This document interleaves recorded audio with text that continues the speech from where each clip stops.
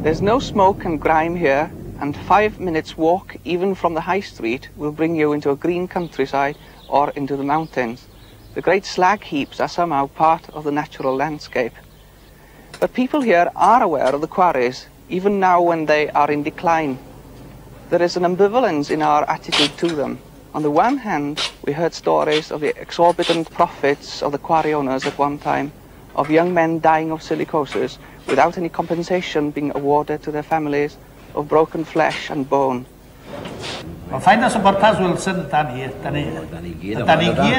Fe socialist yda ni, de. It's no wonder that Blaenefestiniog became a stronghold of a Welsh socialism. On the other hand, we heard of the comradeship of the quarrymen, of the civilized activities and the fun of the Caban. Our respect for education, as well as for our Welsh heritage, probably derived to some extent from the Caban.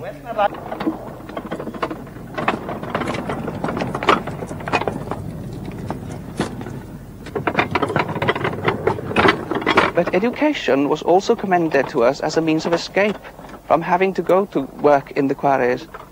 During the last 30 years, many young people have gone from here to universities and colleges, never to return.